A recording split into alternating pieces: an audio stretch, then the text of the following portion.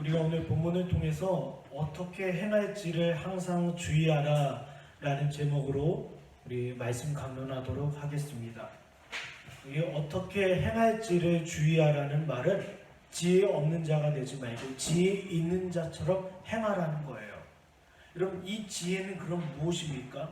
여러분, 이 지혜는 크게 두 가지가 있어요. 하나는 세상 지혜가 있고 하나는 하나님께서 그 자녀들에게 주시는 지혜가 있어요. 이걸 참된 지혜라고 합니다. 우리는 항상 이 지혜를 두 가지를 구별해야 돼요. 그리고 세상 지혜에 있어서 우리는 분명하고 확고한 태도를 가져야 합니다. 하나님께서 세상 모든 사람들이 살아갈 수 있는 지혜를 일반 은총 가운데 주셨구나. 그게 세상 지혜예요. 우리가 참된 지혜를 귀히 여기면서 세상 지혜를 필요 없다 할 수는 없어요. 세상 지혜 또한 필요합니다. 세상에서 우리가 공부를 하고 자녀들이 또 때로는 필요한 학습을 하는 것 하나하나가 다 뭐예요? 세상 지혜예요.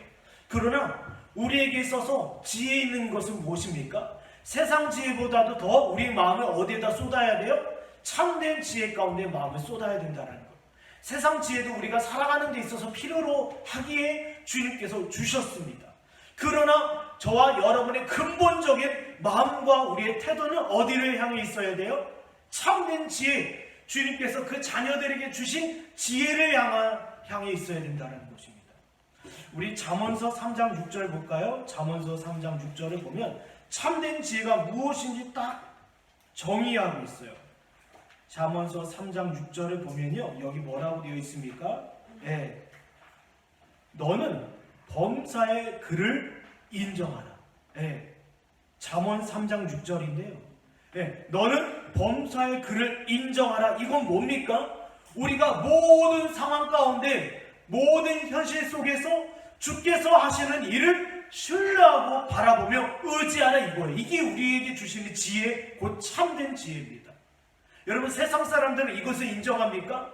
오늘의 코로나 사태를 하나님께서 하시는 일로 여깁니까? 아니면 이 세상을 하나님께서 살아계셔서 경영한다고 여깁니까? 세상 지혜로는 이와 같은 일을 알 수가 없어요. 알 수도 없을 뿐만 아니라 그것을 믿지도 못하고 그것을 인정하지도 않아요. 그러나 하나님의 자녀들에게 주시는 이 참된 지혜는 모든 일상 가운데서 역사하시는 하나님의 계획, 하나님의 주권적인 섭리를 왜요? 인정하고 바라보는 거예요. 이게 바로 참된 지혜입니다.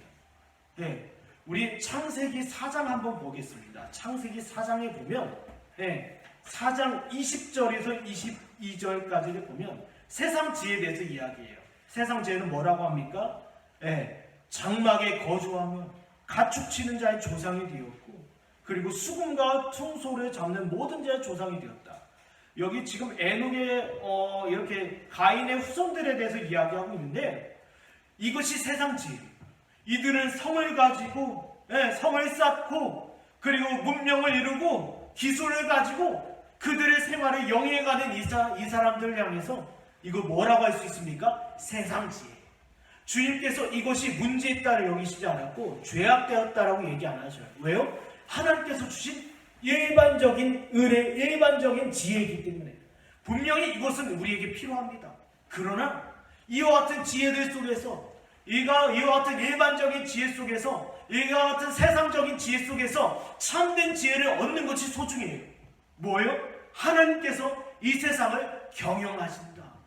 이 하나님께서 땅과 바다의 경계를 나누시고 하늘과 땅의 경계를 나누시며 나라와 민족의 경계를 나누시고 국가와 국가의 경계를 나누시는 이 하나님, 그 모든 하나님의 다스림과 하나님의 모든 일이 뭐예요? 우리에게 있어서 뭐예요? 신뢰하고 의지하며 믿고 복종할 거라는 거예요. 그러나 세상은 그걸 인정하지 않습니다. 오늘 전도서 기자는 저와 여러분에게 이렇게 얘기합니다. 어떻게 행할지를 항상 주의하라. 이것은 바로 참된 지혜를 갖고자 구하라 이거예요. 너희가 어떻게 행할지 필요하냐? 너에게 필요한 것은 세상적인 지혜보다도 더 놀랍고 더 큰 지혜인 참된 지혜이다. 오늘 본문은 그거에 대해서 이야기하고 있습니다. 그럼 본문 11절을 한번 보겠습니다. 11절을 보면 지혜는 유산같이 아름답다라고 얘기해요. 11절을 보면 지혜는 유산같이 아름답다. 여러분 지혜를요 유산으로 비유하고 있어요. 아니 지혜와 유산과 무슨 상관일까? 보세요. 유산은 부모로부터 상속을 받은 거예요. 그 상속받은 재산이 아무리 크다 하더라도 그걸 지키는 지혜가 필요하고 그것을 합당하게 쓸 지혜가 필요해요. 그렇죠? 아무리 많은 유산을 받았다 하더라도 그것을 지키지 못하고 그것을 보존하지 못하고 그것이 합당한 곳에 쓰임을 받지 못한다고 한다면 아무 소용이 없는 거예요. 지혜도 마찬가지입니다. 여러분 우리가요 참된 지혜, 그 참된 지혜를 적절한 곳에 사용하지 않고 그리고 그것을 자녀들에게 물려주지 않는다고 한다면 아무 소용없다라는 거예요. 유산이 많으나 그 유산을 제대로 지킬 수 없는 자처럼, 유산이 많으나 그것을 제때 사용하지 못하는 자처럼 우리에게 지혜 있다 하지만 그 지혜를 뭐예요? 사용하지 않는다고 한다면, 그 참된 지혜가 우리 가운데 머물러 있지 않는다고 한다면 아무 소용없다, 이걸 이야기해요. 여러분 참된 지혜 무엇입니까? 제가 앞서 말씀드렸습니다. 범사의 주를 인정하는 것. 범사의 주를 인정하는 자들은 공통점이 하나 있어요. 여러분 범사의 주를 인정한다는 것은요 하나님의 섭리하심을 인정한다는 거예요. 그러면 그 하나님의 섭리하심이 하나님의 말씀과 어떻게 내 삶 가운데 역사하는지를 보는 것이 바로 지혜예요. 하나님의 섭리 따로 그리고 하나님의 말씀 따로가 아니라 이 말씀이 하나님의 섭리하심 가운데 어떻게 내 삶 가운데 나타나고 적용되는지를 보는 것이 지혜이고, 이와 같은 비결과 이와 같은 교훈을 누구에게 주어야 돼요? 우리 자녀들에게 주는 것이 바로 지혜예요. 여러분 자녀들을, 여러분의 이웃들, 여러분의 지체들을 어떤 사람이 되기를 원하십니까? 그들이 어떤 지혜를 얻기 원하십니까? 세상적인 지혜, 사랑하는 데는 필요가 있을 거예요. 그러나 그들이 하나님의 백성이 되는 데는 조금도 도움이 되지 않아요. 진짜 진정으로 이들에게 필요한 것은 무엇입니까? 네, 범사에 하나님을 인정하는 것, 모든 섭리하심 가운데 주를 바라보는 것, 그리고 그 가운데 하나님을 감사하는 것, 그리고 그분의 섭리하심 가운데 그분의 말씀과 계명이 우리의 삶 가운데 어떻게 역사하는지를 살펴보는 것, 이것이 우리에게 있어서 지혜이고 이것이 우리에게 있어서 유산이에요. 이것을 저와 여러분이 간직하시길 원합니다. 내 삶 가운데 어떤 일이 일어나나 하더라도, 내 삶 가운데 어떤 고난이 있다 하더라도 누구를 먼저 바라봐라? 하나님의 모든 섭리하심을 바라보고 하나님의 결국 그 말씀의 뜻대로, 그 말씀대로 신실하시게 주의 뜻을 이루어 가실 것, 그것을 바라보자. 이것이 지혜입니다. 그리고 이것을 누구에게 가르쳐야 돼? 우리 자녀들에게, 우리 지체들에게 교훈하고 가르쳐야 된다는 것입니다. 본문 11절에 다시 보면요, 지혜는 햇빛을 보는 자에게 유익이 된다고 합니다. 뭐라고요? 지혜는 햇빛을 보는 자에게 유익이 된다. 그럼 지혜와 햇빛은 또 무슨 상관입니까? 예, 보세요. 많은 사람들, 세상 모든 사람들이 햇빛 아래에서 자기의 삶을 영위해 가고 있어요. 여러분 햇빛, 곧 태양은 무엇을 얘기합니까? 하나님의 자연적인 산물이에요. 이 모든 하나님의 자연적인 은총 가운데 사람들은 자신의 삶을 해 아래에서 살아가고 있어요. 자기에게 주신 은사와 그리고 일반적인 지혜를 가지고 공부를 하기도 하고 사업을 하기도 하고 경영을 하기도 하고 자기가 원하는 대로 자기의 일을 행위하고 있어요. 그러나 중요한 것이 있습니다. 이들이 만약에 참된 지혜를 얻지 못한다고 한다면 아무 유익이 없다는 거예요. 이걸 뭐라고 합니까? 헛되고 헛되다라는 거예요. 전도서에서 자주 사용하는 표현이 무엇입니까? 헛되고 헛되다라는 거예요. 전도서 기자인 솔로몬은요, 세상에서 자기가 왕으로서 얼마나 권력이 있었겠습니까? 세상에서 자기가 하고 싶은 모든 것을 다 해봤어요. 해 아래에서, 태양 아래에서 사람들처럼 자기가 얻고 싶은 지식도 얻어보고 세상에서 하고 싶은 모든 일을 해봤지만 결국에는 무엇입니까? 참된 지혜, 하나님을 경외하는 것, 그리고 하나님의 모든 섭리하심을 바라보는 것, 그리고 범사의 주를 인정하는 것, 이와 같은 참된 지혜를 얻지 못했다고 한다면 아무 유익이 없다는 거예요. 자기가 살아보니 하나님을 경외하는 것만큼 참된 지혜는 없다는 거예요. 그리고 하나님의 섭리를 인정하고 그 가운데 가시는 하나님의 말씀의 사역 앞에서 순종하는 것, 그것만큼 참된 지혜는 없으며 그것만큼 복된 일은 없다는 거예요. 네. 여러분 혹시 여러분 삶 가운데 어떤 일이 있을지는 앞으로 모릅니다. 우리가 이 코로나 사태를 어떻게 예측이나 했겠습니까? 그런데 이 코로나 사태 가운데 세상 사람들은 공포와 두려움의 그림자가 온 땅을 덮고 있어요. 그리고 한편에 있는 사람들은 오히려 애써 무시하고 애써 없는 것처럼 살아갑니다. 양극단의 사람들이 존재해요. 마스크도 끼지 않고, 그리고 그냥 사람들 모이는 곳도 가고, 그냥 손도 씻지 않고 방종하는 자들이 있으며, 오히려 한편에 있는 사람들은 공포와 두려움에 사로잡혀서 언제 죽을까, 걸리지는 않을까 염려하는 자들이 있어요. 보세요. 여러분, 세상의 지혜로 보면 이 모든 것이 비극적인 일이고 불필요한 일이고 필요 없는 일이에요. 그러나 하나님의 지혜는 무엇입니까? 주님께서 주시는 참된 지혜는 뭐예요? 주를 인정하는 거예요. 네, 하박국 선지자가 이야기하지 않습니까? 그리 아니하실지라도, 우리에게 외적으로 유익이 되지 않는다 하더라도, 우리가 외적으로 납득할 만한 상황이 아니다 하더라도 우리는 누구를 바라보고 의지해야 된다? 주를 신뢰하고 의지하며 바라보는 것이 바로 지혜라는 것입니다. 그러면 12절에 보면 뭐라고 되어 있습니까? 12절 12절에 보면요, 지혜의 그늘 아래 있음은 돈의 그늘 아래 있음과 같다라고 얘기해요. 이게 무슨 말이지? 할 거예요. 네, 돈의 그늘과 지혜의 그늘이 비교합니다. 여러분, 돈은요, 우리가 살아가는 데 있어서 필요한 겁니다. 그렇죠?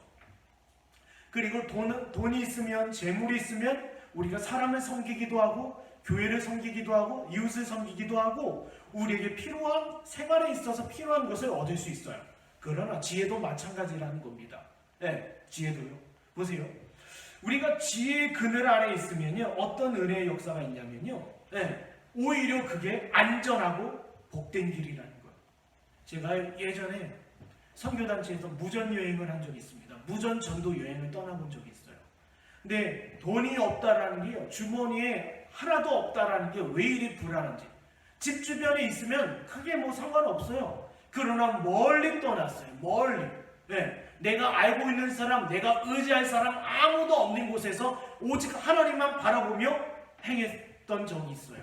물론 하나님께서 굶기신 적도 없고 어려움을 겪게 하신 적은 한 번도 없었어요. 사람은요, 주머니에 작은 액수의 돈이라 있다 하더라도 그것이 뭐예요? 그에게 있어서 위안이 되고, 그리고 그것이 자기에게 소망이 되고 의지의 처소가 돼요. 그런데요, 보세요. 아무리 돈이 많다 하더라도 우리의 생명을 지켜줄 수는 없어요. 그리고 죽은 자를 살릴 수 없으며, 그리고 우리에게 있어서 모든 필요를 줄 수는 없어요. 돈이요. 우리에게 있어서 중요한 건 무엇입니까? 참된 지혜. 하나님의 경외하고 범사의 주를 인정하며 주께서 하시는 말씀이 내 삶 가운데 섭리적으로 어떻게 역사하는지를 연구하고 살펴보는 일만큼 우리에게 생명이 되는 일은 없다라는 거예요. 12절에요. 네, 돈의 그늘 아래서 많은 사람들이 머물러 있기를 원합니다. 그렇죠? 우리 학생들 이야기해보면 돈 버는 게 최고예요. 돈이면 다 돼요. 그럼 그 돈, 재물이라는 그늘 아래 있으면 우리가 필요로 여길 수 있고 필요한 것을 얻을 수 있고 사는 데는 지장이 없을 거예요. 그러나 생명을 얻는 데는 아무런 도움이 되지 않는다라는 거. 이것이 지혜입니다. 돈의 그늘 아래 있으면 내가 살아가는 데 있어서 필요한 것을 얻을 수 있겠지만 그것으로 인하여 나는 생명을 얻을 수 없다. 다시 말씀드리자면 이 생명은 무엇입니까? 영생이죠. 구원이죠. 그러면 영생과 구원에 관한 가르침은 어디에 있습니까? 참된 지혜. 주님께서 주시는 지혜 가운데 있는 거예요. 우리 자신이 세상 지혜보다도 돈의 그늘 아래 머물기를 소원하는 것보다도 우리가 이 참된 지혜 가운데서 주께서 주시는 생명을 영위하고 생명을 누리는 것이 뭐로? 이것이 안전하고 복된 길이에요. 내가 나의 삶에 있어서 나의 지혜로 내가 힘을 쓰고 길을 쓰며 가는 것보다도 하나님께서 범사에 행하시는 그 일을 바라보며 하나님을 인정하며 신뢰하며 그 길 가운데 순종하는 것이 오히려 우리에게 복된 길이고 우리에게 안전한 길이에요. 원수가 있습니다. 대적이 있어요. 그 원수 앞에 우리가 스스로 대적하고 싸우기보다 섭리하시는 하나님께 맡겨드리는 편이 오히려 더 유익하다는 거예요. 다윗이 사울을 스스로 해한 적이 있습니까? 한 번도 없어요. 그렇다고 사울이 행하는 모든 일이 옳다라고 여겼습니까? 다윗은 그러하지 않았어요. 사울이 행하는 일이 잘못됐다라는 것, 하나님 앞에서 죄악됐다라는 사실 다윗도 알고 있었어요. 그런데 중요한 것이 있습니다. 사랑하는 여러분, 다윗은 그를 본인의 손으로 직접 심판하지 않았어요. 누구에게 맡겼습니까? 오직 살아계신 하나님께 맡겼어요. 이것이 지혜입니다. 네, 우리의 삶 가운데 어떤 일, 이런 일, 저런 일 가운데서 모든 것이 어떻게 해요? 내가 하면 내가 살 것 같아요. 내가 손을 대면 내가 살 수 있을 것 같고 나에게 유익이 되고 도움이 될 것 같아요.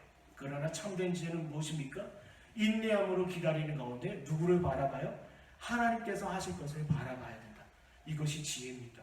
그럼 본문 13절과 14절에 뭐라고 나와 있습니까? 13절과 14절 보겠습니다. 하나님께서 행하시는 일을 보라. 하나님께서 굳게 하신 것을 누가 등이 곧게 하겠느냐. 형통한 날에는 기뻐하고 곤고한 날에는 되돌아보라. 이 두 가지를 하나님이 병행하게 하사 사람이 그의 장래의 일을 능히 행하려 알지 못하게 하셨느니라.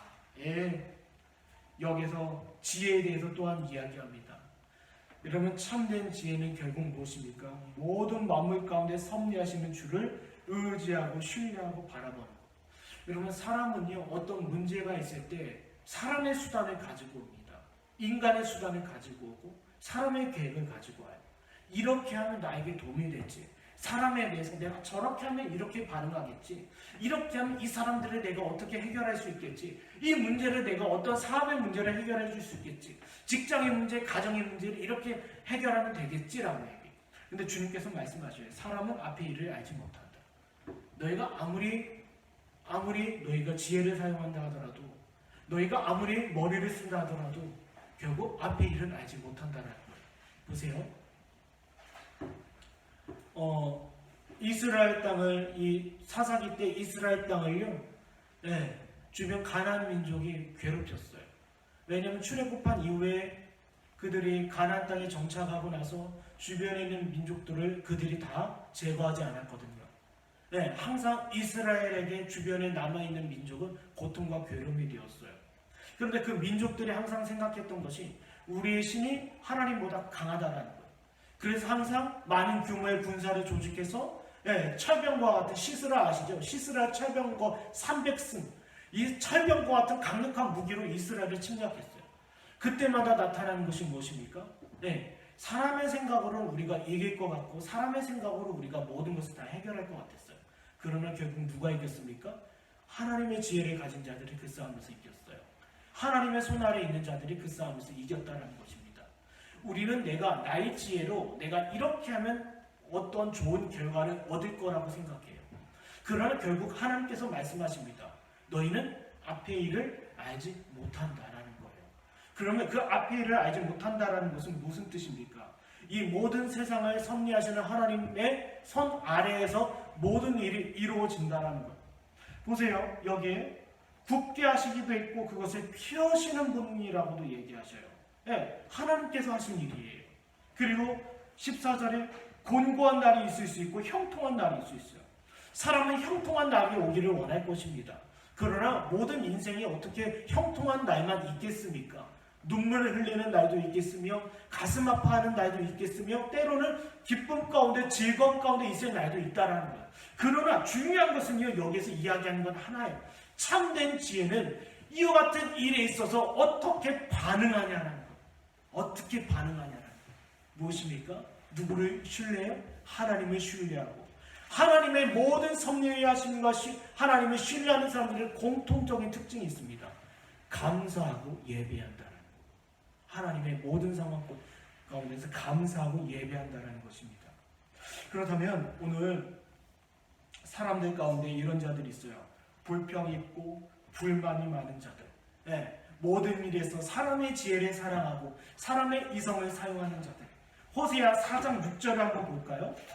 호세아, 우리 호세아 4장 6절입니다. 호세아 4장 6절 뭐라고 되어 있습니까? 내 백성이, 호세아 4장 6절입니다. 내 백성이 지식이 없으므로 망하는 도다라고 되어 있어요. 내가 지식을 버렸으니 나도 너를 버려 내 제사장이 되지 못하게 할 것이요 내가 내 하나님의 율법을 잊었으니 나도 내 자녀들을 잊어버리리. 여기서 지식은 무엇을 이야기합니까? 여러분, 지식의 실천이 지혜예요. 다시 말씀드리면 지혜입니다. 그런데 여기 사람들이 어떻게 지혜 없게 행합니다. 어떻게 지혜 없게 행해요? 주님께서 가르쳐 주신 교훈을 버렸어요. 네. 하나님의 말씀을 버리는 순간 그에게 있어서 찾아온 것은 무엇입니까? 어리석음이에요. 스스로 지혜 있다 하나 하나님께서 주신 계명과 말씀과 가르침을 버리는 자, 그 사람들은 말씀을 버리는 순간 어떤 역사가 있습니까? 모든 하나님의 섭리하심과 하나님의 주권을 의지하고 바라보기보다는 세상의 지혜로 모든 일을 판단하고 바라보게 돼요. 여러분, 교회 안에 시험 든 자들의 공통점이 뭔지 아십니까? 교회 안에서 시험 든 자들의 공통점은요, 하나님의 말씀 곧 은혜의 수단을 내려놓는다는 거예요. 은혜의 수단을 내려놓는 동시에 모든 상황을 인간적인 시선과 인간적인 눈으로 바라보게 된다는 거예요. 그리고 나서 그 사람은 어떠합니까? 결국에는요, 이 모든 일이 하나님의 주권과 섭리하심을 인정하기보다는 사람의 계획이고 사람의 뜻이라고 여겨요. 이런 사람들이요, 있습니다. 교회 안에 있다 하지만 결국 사람을 변화시키는 것은 사람이 어떻게 잘해주고 어떻게 섬겨주고 사람이 어떻게 도와주느냐에 있다라고 여겨요. 아닙니다. 사람은 결국 어떻게 변화시키고 어떻게 세워집니까? 하나님의 모든 섭리하심 가운데 말씀을 가르쳐 주시고 말씀으로 교훈함으로 말미암아 그 영혼이 어떻게 해요? 변화되고 새로워지고 그 영혼이 인도함을 받아요. 근데 호사 4장 6절에 있었던 사람들은 지혜 없는 자들이었어요. 오히려 무엇을 택했습니까? 하나님의 말씀을 택하는 것이 아니라 사람의 지혜를, 세상의 지혜를 택했다라는 거예요. 그렇다면 오늘 우리 본문을 통해서 참된 지혜가 과연 무엇인지에 대해서 우리가 좀 구체적으로 좀 더 생각해 보겠습니다.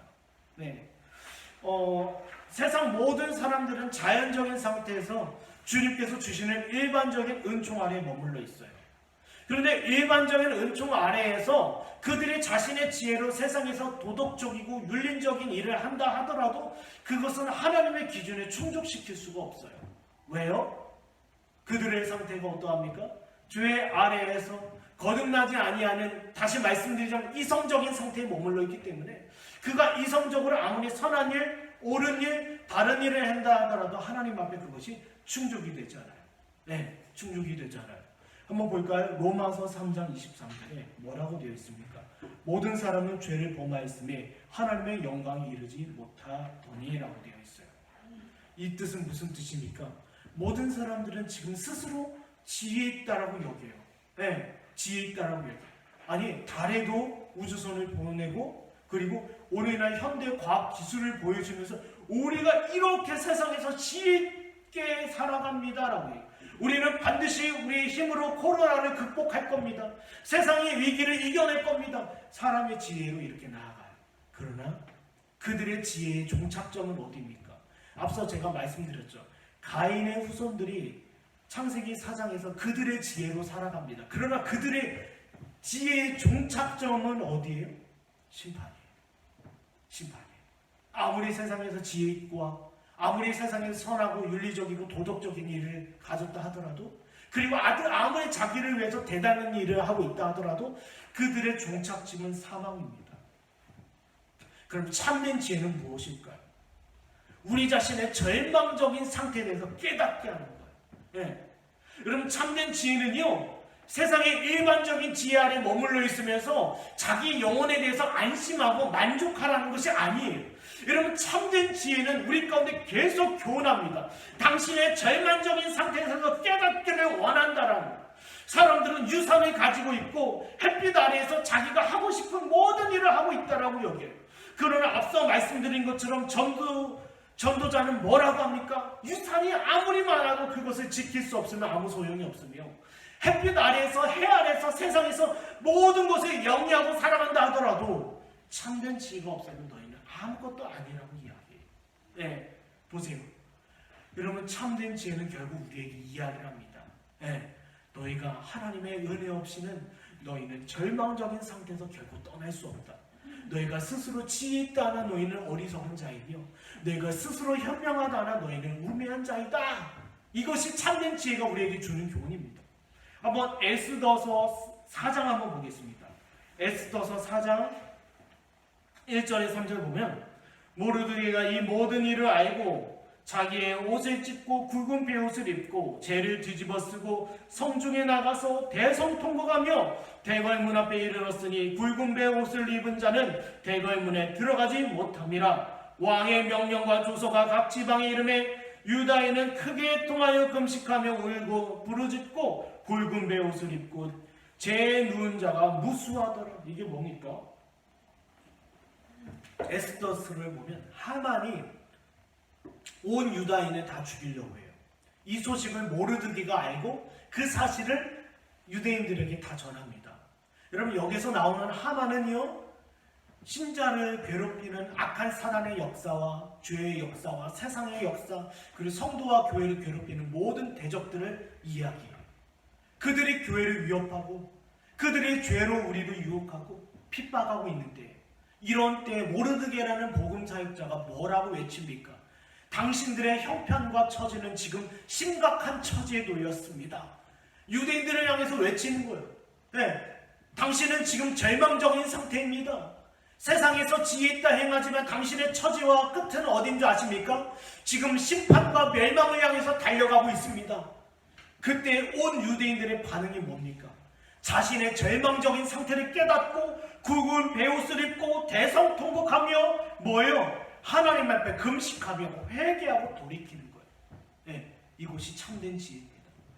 여러분, 우리에게 있어서 지혜라는 것은 세상에서 살아가는 지혜뿐만 아니라 우리가 하나님 앞에서 어떻게 행하는 것이고, 그리고 우리가 마지막 심판, 그 멸망을 어떻게 피할 수 있냐, 이것을 제공하는 것이 바로 참된 지혜예요. 네. 참된 지혜가 뭐라고요? 지금 모르드게 같이 당신의 형편과 처지는 지금 현재 뭐요? 죽음과 멸망을 향해서 내달리고 있습니다. 그러니 서둘러 돌이키십시오.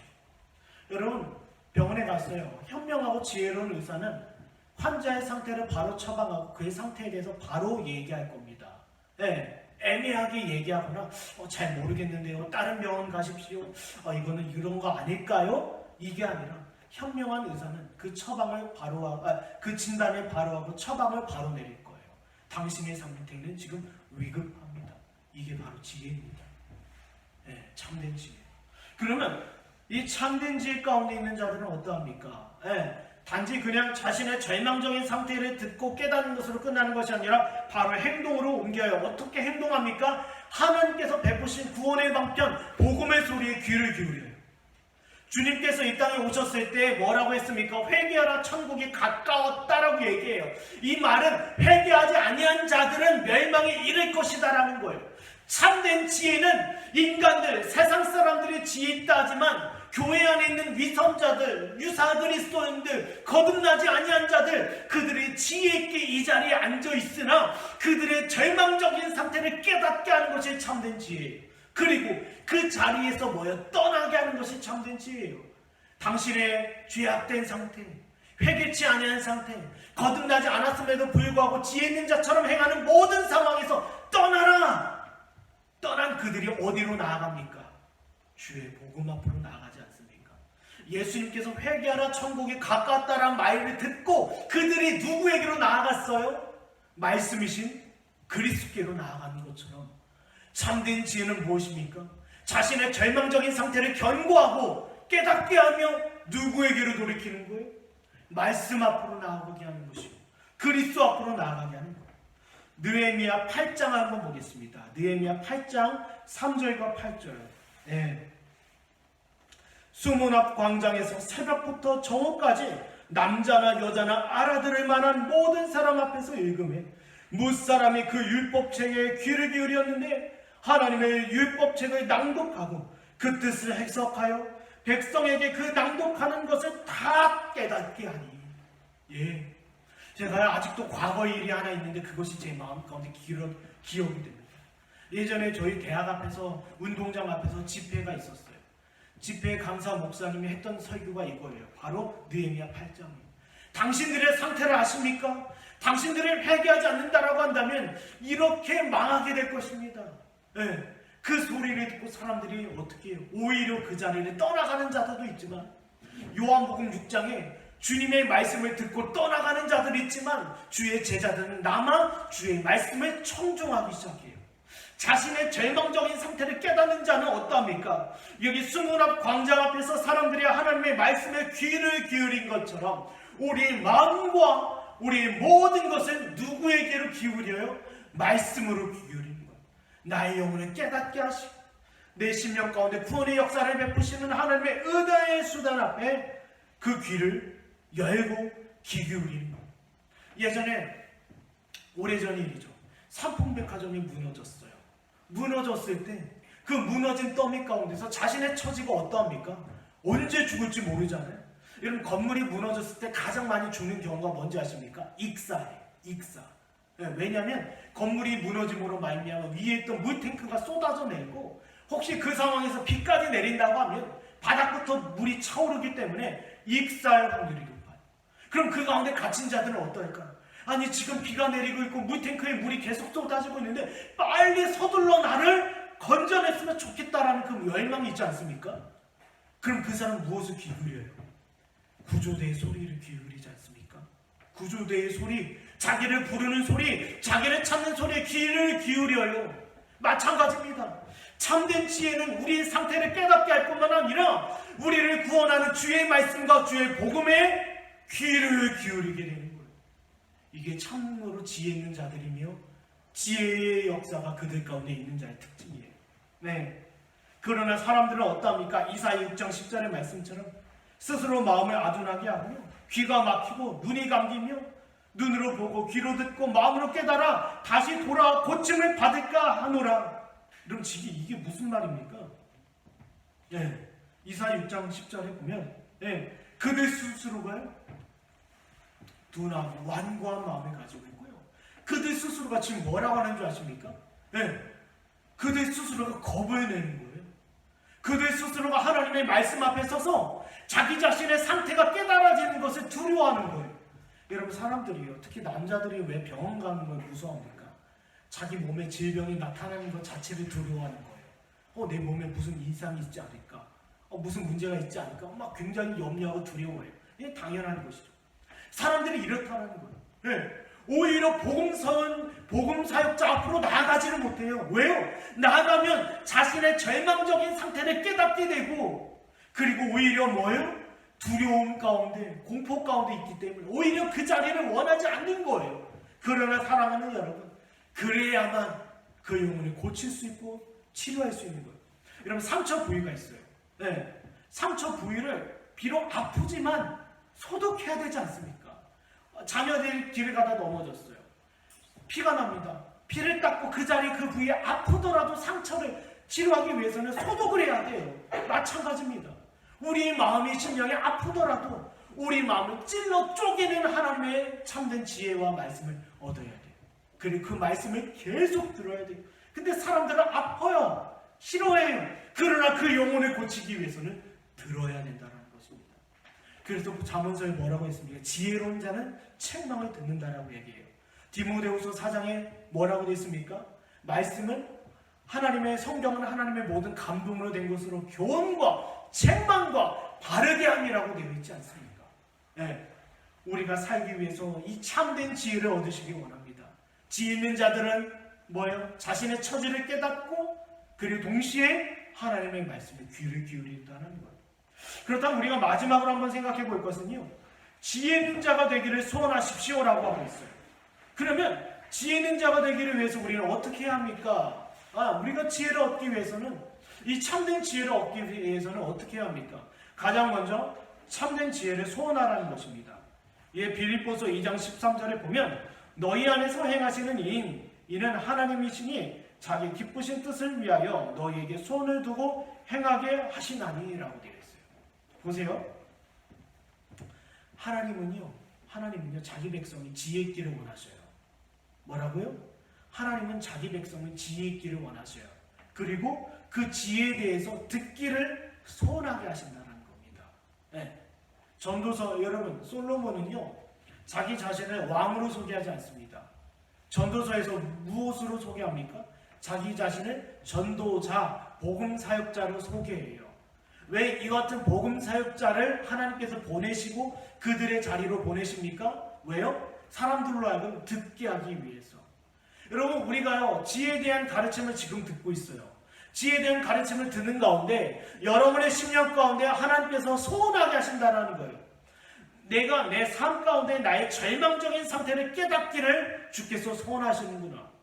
그리고 이것을 뭐예요? 깨닫는 것으로 그치는 것이 아니라 깨닫는 자는 반드시 증거로 나타나는데 어디 앞으로 나아갑니까? 하나님의 말씀의 자리로 나아가는구나. 이것이 주의 소원이에요. 이해가 되십니까? 이것이 주께서 소원하시는 거예요. 그래서 결국 주님께서 무엇을 소원하십니까? 사랑하는 자들이 참된 지혜를 얻어 자신의 끔찍하고 멸망 가운데 이르는 본인의 상태를 깨닫고 그리고 돌이켜 오기를 원하는 거예요. 주님께서 이걸 소원하셔요. 보세요. 탕자의 아버지가 소원했던 건 무엇입니까? 그 먼 타국에서 굶는 것, 아픈 것, 우리 자녀가 아프지 않기를 원한다. 고통받지 않기를 원한다. 어려움이 없기를 원한다. 이건 탕자의 아버지의 소망이 아니었어요. 탕자 아버지의 소원은 무엇이었습니까? 그 길이 고되다 할지라도, 그것이 고통스럽다 할지라도, 자기가 있는 그 현장이 잘못되고 죄악되고 멸망 가운데 이르는 현장인 줄을 깨닫고 돌아오기를 소원했다는 거예요. 이것이 바로 아버지의 소원입니다. 내 자녀들이, 내 백성이 비록 당장은 마음에 아프고 찢어지고 쪼개는 것 같지만 그 말씀을 듣고 그 심령이 돌이켜 살아계신 하나님의 말씀의 자리로, 그리스도의 구원의 은덕을 얻는 자리로, 은혜의 수단의 자리로 돌이켜 오기를 원하셨다. 이게 아버지의 소원이에요, 여러분. 근데 오늘날 사람들은 이 아버지의 소원을 압니까? 몰라요. 그저 사람들에게 행복한 길, 유익된 길, 눈이 가리고 귀를 닫게 해서 자신의 상태가 안전하고 평화롭다는 것을 계속 주입시켜요. 본인의 형편과 처지가 지금 탕자 같음에도 불구하고 아버지를 떠나 있는 그 상태가 오히려 복되고 안전하고 안심해도 좋다라고 얘기해요. 그러나 하나님께서 어떠하십니까? 진노하시는 거죠.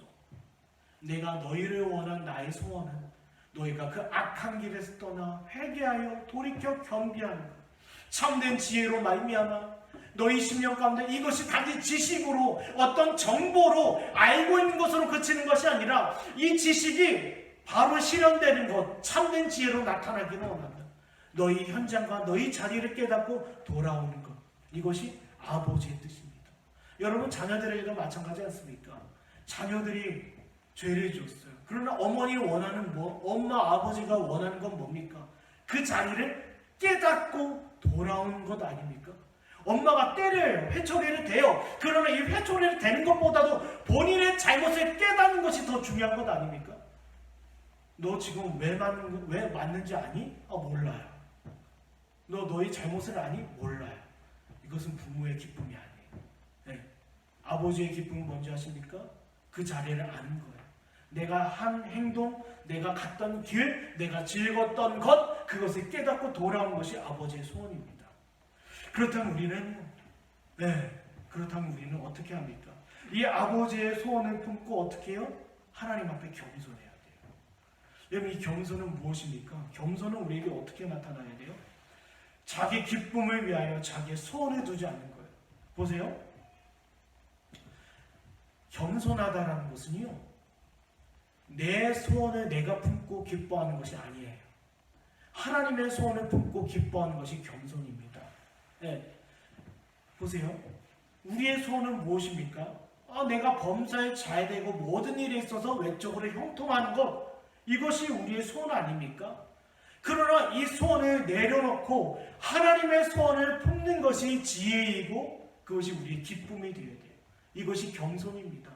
사람들은 겸손에 대해서 여러 가지 사람의 태도와 형편과 처지, 여러분 보세요. 사람은요, 자기 형편과 처지 때문에 겸손히 흉내낼 수 있어요. 겸손한 척을 할 수 있어요. 제가 사람들을 많이 만나봤는데요, 사람들의 외적인 어려움과 고통 속에서 이 겸손을 당장은 흉내낼 수 있어요. 그러나 그 겸손이 오래가지 않아요.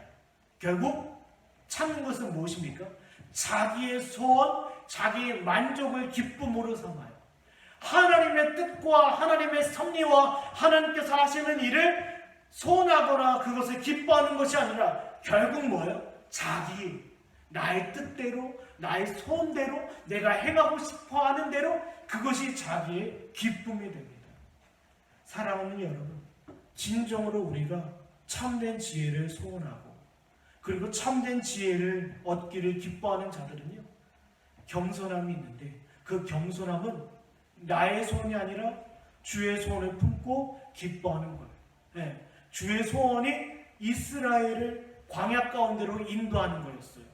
저와 여러분을 지금 이 코로나 사태라는 이 어려움 가운데 광야 가운데 교회를 이끌고 계셔요. 스가랴서 말씀대로 하나님께서 참된 교회를 남기시고 거짓된 교회, 사대 교회 같은 교회를 제거하시는 현장이라고 제가 예전에 말씀드렸습니다. 하나님은 오늘날 이 시대 가운데 고난을 통하여 여러분 성도들도 코로나에 걸릴 수도 있고 심지어 죽을 수도 있어요. 그러나 하나님께서 이 코로나 사태를 통해서 하시는 일은 뭐예요? 진정한 참된 백성들을 보존하시고 그들을 모으시고 그 교회를 세우시는 작업을 지금 하고 있다는 거예요. 그럼 우리가 인간적인 눈으로 볼 때는 하나님 너무하십니다라고 이야기할 거예요. 네, 예전에 말씀드린 것처럼 나는 선택교리는 좋아하겠지만 유기교리는 나는 원치 않습니다라고 할 수도 있을 거예요. 그러나 중요한 것은 무엇입니까? 참된 지혜를 얻기 소원하는 자들은 주 앞에 겸손함이 있으며 그 겸손함은 하나님께서 하시는 모든 일을 소원하고 기뻐하는 거라는 것입니다. 그리고 무엇보다도요, 마지막으로 참된 지혜를 얻기를 소원하는 자들은 참된 지혜가 아닌 것과 계속 싸울 거예요. 철로 역정을 보면 크리스천이 순례자의 길을 가는 가운데 마주하는 것이 있어요. 바로 그것이 허영의 시장입니다. 허영의 시장에서 결국 믿음은 순교하지만 이 허영의 시장에서는 무엇이 있습니까? 허영의 시장에 있었던 세상의 지혜가 있어요. 세상의 지혜를 가지고 소개합니다. 이것도 맛보십시오. 이것도 가지십시오. 이것도 얻으십시오라고 허영의 시장에서 크리스천에게 계속 유혹해요. 그러나 크리스천과 믿음은 심지어 순교를 당할지언정 그것과 싸우는 거예요. 여러분, 우리가 참된 지혜를 얻기를 소원한다는 것은 무엇입니까?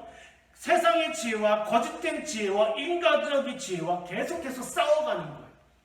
여러분, 교회 가운데 사역하면서 세상 지혜가 계속 들어옵니다. 이렇게 해야 된다. 저렇게 해야 된다.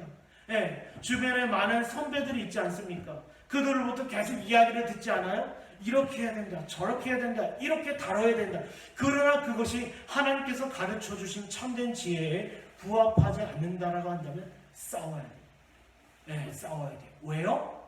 우리의 소원은 아버지 하나님의 소원을 품고 기뻐하는 거기 때문에 비록 그 일로 인하여 많은 사람들이 떠나가고 고통 있고 핍박 있고 어려움이 있다 하더라도 우리는 참된 지혜를 얻기를 소원하며 거짓된 지혜, 세상 지혜와 계속 싸워야 돼요. 예레미야서 6장을 보면 계속 사람들이 이야기합니다. 평안하다, 평안하다, 평안합니다라고 얘기해요. 바벨론의 군대가 예루살렘 성을 에워싸웠으며 예루살렘 성 안에서 여호와의 성전에서는 불길이 올라가고 있으며 동시에 우상 숭배하는 이방 신전에서도 불길이 올라가고 있어요. 그리고 바벨론 군대가 그 성을 에워싸고 있어요. 이 모든 상황 가운데서 우상 숭배하고 있고 죄악을 범하며 하나님의 심판의 군대가 그 성을 에워쌌음에도 불구하고 사람들은 평안하다, 평안하다라고 얘기했어요. 이것은 세상 지혜고 참된 지혜가 아닙니다. 그러면 예레미야 선지자가 이야기해요. 그와 같은 거짓된 지혜, 세상 지혜와 싸우십시오. 참된 지혜는 회개하지 아니하면 망한다라는 것입니다.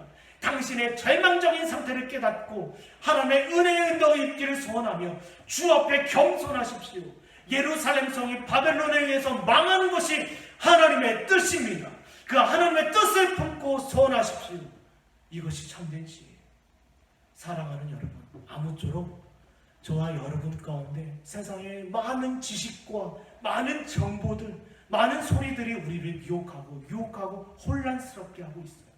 이러한 때 우리가 어떻게 행할지를 바로 알아가는 저와 여러분에게 원해요. 그 시작은 어디에 있습니까? 참된 지혜를 얻기를 간청하며 갈망하는 것에서부터 시작이 됩니다. 하나님의 성도들은 그와 같은 은덕을 입기를 소원하는 자들이며 그와 같은 은혜가 저와 여러분 가운데 있기를 간절히 소원합니다. 이 시간 우리 함께 잠깐 기도하겠습니다.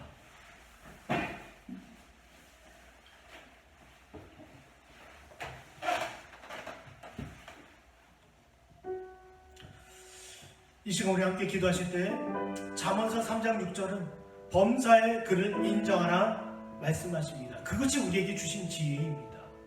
그리고 그 지혜는 무엇입니까? 세상 지혜와 구별되는 참된 지혜로 저와 여러분을 어디에 이끌어요? 하나님께서 기뻐하시는 자리로 이끄는 것이 바로 참된 지혜입니다.